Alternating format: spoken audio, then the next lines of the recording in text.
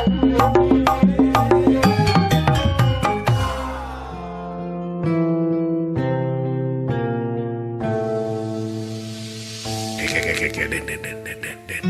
Itu juga aja lemah di jero Den. Kela Den.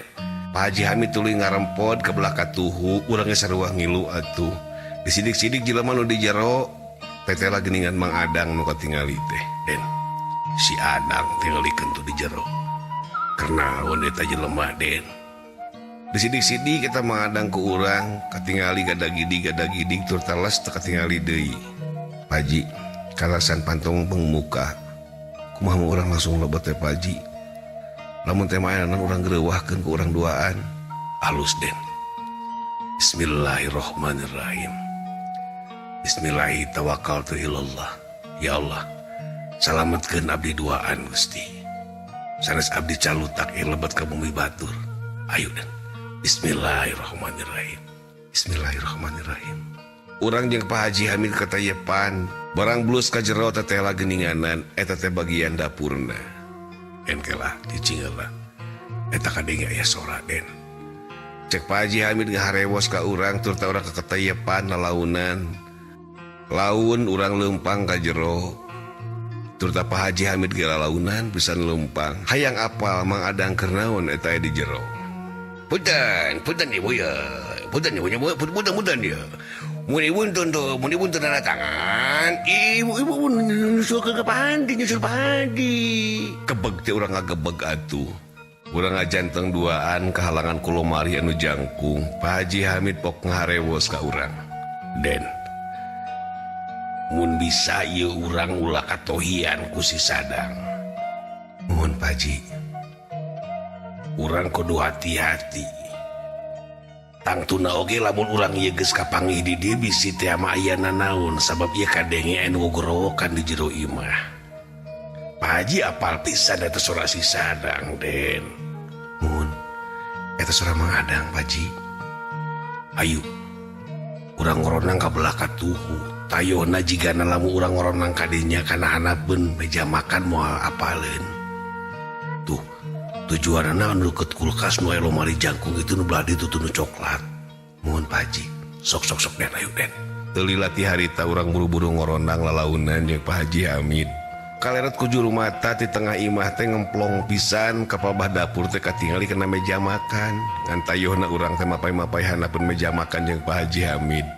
Tur ta antukna mah urang tepi ka deukeut kulkas ka lomari anu coklat nu jangkung. Urang jeung Pak Haji Hamid ngaranna tur ta cicing di dinya.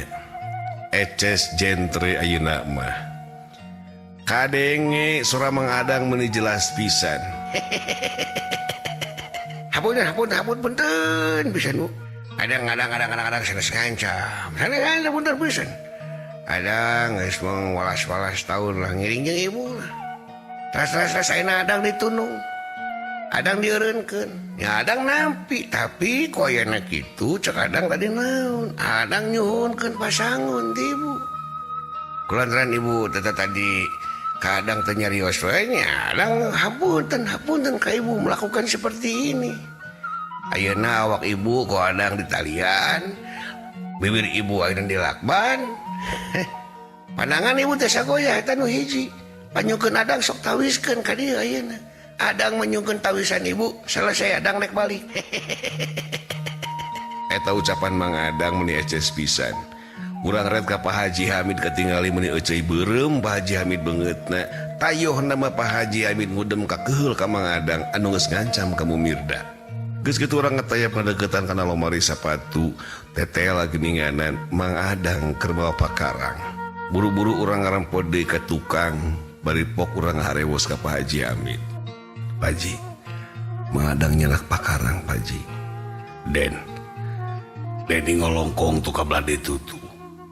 Katingali ku Pak Haji ti dieu eta jalan tembus tu ka tengah imah. Mohon Pak Haji. Kesi Adang ku Pak Haji dek diajak ngadongeng. Ngadeni kudu singkat cokot eta pakarang dina leungeunna. Pakarang geus lesot mah gampang Den. Mohon Pak Haji. Bismillahirrahmanirrahim. Geus kitu mah urang buru-buru ngoronang lalaunan tur tandeangan pantun nu ka tengah imah.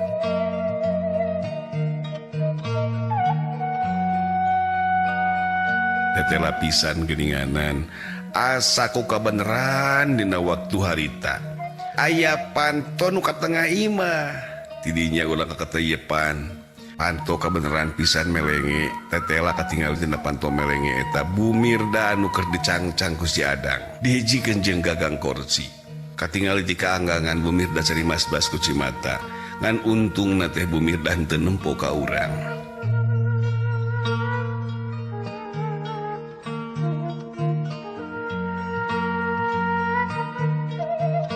Kadenge sora mangadang anu jelas turta eces jeung jentre kipok-pokan teh. Punten Bumirda ieu. Adang sanes adang dengki, sanes adang aniaya, sanes adang binengkas. Punten. Kantun milih. Bumirda bade nyusul caroge kaliang kubur. Atanapi Bumirda nawis ya peralihan harta bana Bumirda kasih kuring kantun milih Bumirda na lebar kana nyawa atau lebar kana harta ngemut aduh menikeun ka ijid jeung pika sebeleun mangadang ka tempona leungeun mangadang anu kencanya kelan kertas jeung hiji pulpen turta leungeun nu katuhun ngabar-ngabar pakarang bedog anu panjang ketingali ku guri lapan.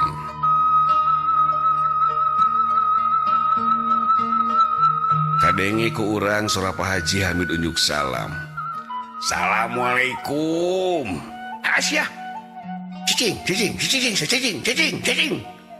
Mang Adang ngalaret ka Pak Haji Hamid turut bari unur-unuran ngabarkeun pakarang. Kek jangadang nanaonan kasep. Jangadang emut istighbar jangadang istighbar. Pak Haji Hamid terjadi jeung rangah-rangah teh leungeunna teh. Cicing Haji naon sia maneh tunjuk heula nah sia maneh teu ngomong heula rek asup ka dieu